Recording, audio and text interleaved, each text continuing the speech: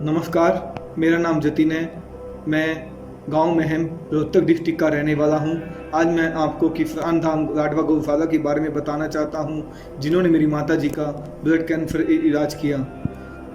सबसे पहले तो मैं आपको बता दूं कि सितंबर के महीने में मेरी माता जी काफ़ी बीमार हो गई थी, बहुत ज़्यादा बीमार, फीवर भी और ब्लड की कमी हो गई थी। तो मैंने इनको पानीपत के एक निजी अस्पताल में एडमिट करवाया। वहाँ पर 10 से 12 दिन इनका इलाज चला, लेकिन कुछ इम्प्रूवमेंट नहीं होने के बाद हम रोहतक में एक डॉक्टर बिश्नोई के पास गए। उन्होंने हमारे से सारी रिपोर्ट मंगवाई। सभी रिपोर्ट उन्होंने देखने के बाद हमें कहा कि आप इनका एक बार बोन मैरो टेस्ट करवाइए। जब हमने बोन मैरो टेस्ट करवाया, बोन मैरो टेस्ट की रिपोर्ट आने के बाद तो डॉक्टर ने हमें बताया कि इन्हें और ही कोई बीमारी है। इनको AML की बीमारी है, मतलब ब्लड कैंसर की ही बीमारी है। ब्लड के अंदर इनको कैंसर था। तो डॉक्टर बिश्नोई ने हमें सुझाव दिया और सलाह दी कि हम इनका इलाज दिल्ली के एम्स हॉस्पिटल में करवाएं। तो हमने फिर 2-4 दिन के बाद ही 17 अक्टूबर 2019 को दिल्ली के हॉस्पिटल एम्स में गए। वहाँ पर हमारी मुलाकात डॉक्टर राजा और डॉक्टर अतुल शर्मा और उनकी टीम से हुई। उन्होंने हमें वहाँ पर दोबारा से मेरी माता जी का बोन मैरो टेस्ट और सभी टेस्ट करी। जो सभी टेस्टों की रिपोर्ट 10 से 12 दिन आने के बाद वहाँ भी कंफर्म हो गया कि इनको ब्लड कैंसर ही है, ब्लड में है, ब्लास्ट है। तो डॉक्टर ने फिर स्टार्टिंग में राजा डॉक्टर ने कहा कि इनको जो कैंसर है ज़्यादा गंभीर नहीं है, फर्स्ट स्टेज पे ही है, तो इनका इलाज इंजेक्शन से ही हो जाएगा, कीमो की। तो डॉक्टर ने हमें कहा कि 4 महीने 6 इंजेक्शन लगवाने पड़ेंगे, कम से कम 4 महीने तक इंजेक्शन लगवाने पड़ेंगे। उसके बाद दोबारा बोन मैरो टेस्ट होगा। जो इंजेक्शन का खर्च था, कम से कम हर महीने 30,000 का खर्च आता था। और इस दौरान इनका इंजेक्शन जब लगते थे, इनका ब्लड भी कम हो जाता था और कम से कम डॉक्टर 2 यूनिट ब्लड वहीं पे डे केयर में अपने दिल्ली के हॉस्पिटल के डे केयर में चढ़ाते थे। जब इंजेक्शन के लगने के का साइड इफेक्ट भी इनको काफ़ी बहुत हुआ। इनकी दोनों हाथों पे काफ़ी सारे जख्म हो चुके थे। जख्म होने के कारण डॉक्टर ने एक बार हमें सलाह दी कि आप एक बार स्किन वाली डॉक्टर नीतू को दिखाइए। जब डॉक्टर नीतू ने इनके हाथों के जख्म देखे तो उन्होंने कहा कि हम 4 से 5 दिन तक इनको एडमिट रखेंगे, क्योंकि हम देखना चाहेंगे कि ये जो जख्म है इंजेक्शन के कारण ही है या कोई एलर्जी वगैरह हुई है। जब 4 से 5 दिन तक कम से कम हम वहाँ पर 4-5 दिन की बजाय 8-9 दिन तक एडमिट रहे।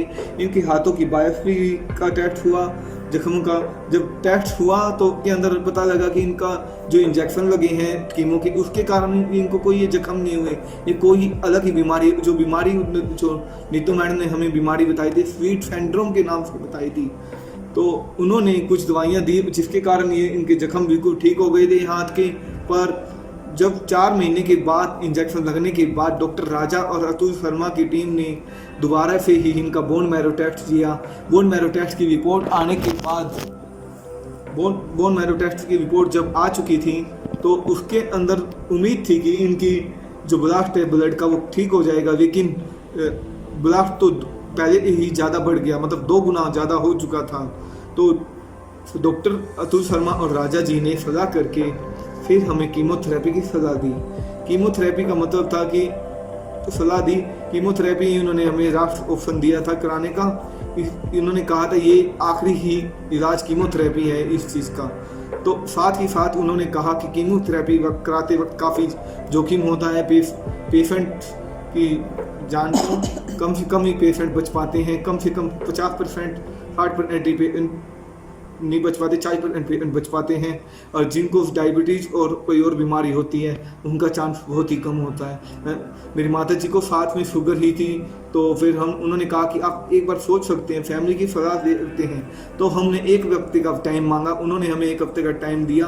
फिर 1 हफ्ते के बाद जब हम गए दिल्ली हॉस्पिटल एम्स में, तो हमने डॉक्टर्स को कहा जब लास्ट ऑप्शन यही है तो हम कीमोथेरेपी ही कराना चाहेंगे। तो उन्होंने हमें 20 मार्च 2020 को बुलाया। तो हम जब 21 मार्च को जब हमारी मुलाकात वार्ड के डॉक्टर से हुई तो उन्होंने हमें सब कुछ बताया कि इस दौरान क्या क्या होता है पेशेंट के साथ। उन्होंने कहा कि पेशेंट की जीने की संभावना काफ़ी कम रहती है कीमोथेरेपी के टाइम। तो उन्होंने कहा कि 20% पेशेंट बच पाते हैं, तो 80% काफ़ी जोखिम भरा रहता है पेशेंट के लिए। तो फिर दोबारा हमने सोचा और डॉक्टर राजा और वार्ड के डॉक्टर ने सलाह की हमसे, तो हमने कहा कि हम कीमोथेरेपी नहीं करा पाएंगे अब, क्यों। तो फिर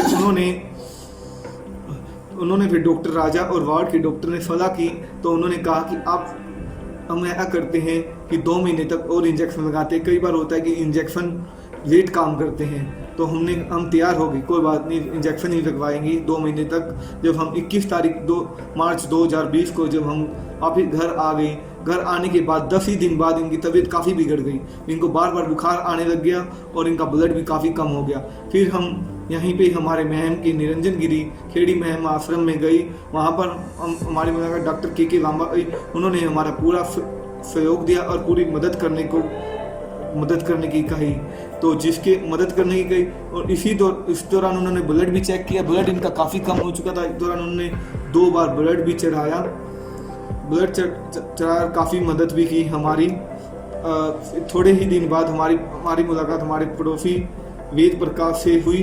उन्होंने हमें लाडवा गौशाला के बारे में बताया, लाडवा की आंधाम लाडवा गौशाला के बारे में बताया। तो मैंने भी अपना उन्होंने नेट पे सर्च किया, वहाँ पर तो इस चीज़ के बारे में सब कुछ बता रखा था नेट के कि लाडवा गौशाला में ब्लड कैंसर का इलाज किया जाता है, काफ़ी अच्छे इलाज किया जाता है। तो वहाँ पर फिर उन्होंने वेद प्रकाश ने कहा कि मेरे ही रिश्तेदार मोहन शर्मा हैं, वहाँ पर कार्य करते हैं। तो हमने मोहन शर्मा जी का नंबर मांगा, नंबर पे मोहन जी की बात हुई। मोहन जी ने बताया कि लॉकडाउन में ओपीडी तो चल नहीं, लेकिन इमरजेंसी में डॉक्टर भट्ट आ रहे हैं, वो आपको देख लेंगे। तो हम डॉक्टर भट्ट से उन्होंने बात करके हम ये रिपोर्ट मांगी। जब हमने अभी रिपोर्टें हमको मैसेज कर दी गई, तो डॉक्टर भट्ट ने रिपोर्ट देखने के बाद हमें कहा कि आप आ जाइए, दवाइयाँ मिल जाएगी, लेकिन पेशेंट को लाने की कोई ज़रूरत नहीं है, क्योंकि उस टाइम कोरोना की बीमारी काफ़ी खतरनाक रूप ले चुकी थी, जिसकी ऐसे पेशेंट को काफ़ी दिक्कत होती है। तो हम पेशेंट को नहीं ले जाके हम खुद ही गए डॉक्टर भट्ट के पास। उन्होंने हमें फर्स्ट टाइम पर 15 दिन की दवाई दी। पहली बार 15 दिन की जब दवाई देने हम घर लेके आए, तो हमने स्टार्टिंग में दवाई देना स्टार्ट किया, तो इनका फीवर 4 से 5 दिन के बाद अपने आप ही चला गया। इनकी तबीयत में धीरे धीरे सुधार आने लग गया। और जब हम दोबारा दवाई लेने गए कि आंधाम गौशाला के अंदर, तो हमारी मुलाकात भट्ट डॉक्टर के आज फिर डॉक्टर सैनी से भी हुई। तो नेक्स्ट टाइम दोबारा हमें दवाई महीने की दी गई। अब हम कम से कम 2.5-3 महीने की दवाई लेके आ चुके हैं कि आंधाम गौशाला। इनकी तबीयत में काफ़ी इम्प्रूवमेंट हो चुका है। इस पूरे 2.5 महीने के अंदर एक बार भी इनका ब्लड कम नहीं हुआ। जब 6-7 महीने पहले जब इनका इलाज चल रहा था, बार बार ब्लड चढ़ता था, कम से कम 15 दिन में ब्लड कम हो जाता था।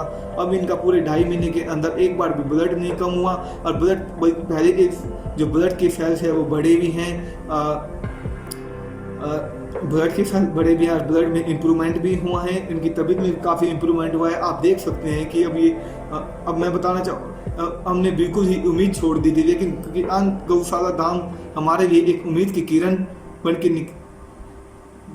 हैं, जिन्होंने मेरी माता जी को पूरे जीवन दान दिया। मैं ये बिल्कुल ही चल नहीं पा रहे थे कि की दवाई पे अब ये अपना पहले वर्क अच्छे का काम कर पाते हैं, घर का काम कर पाते हैं, सब कुछ कर लेते हैं।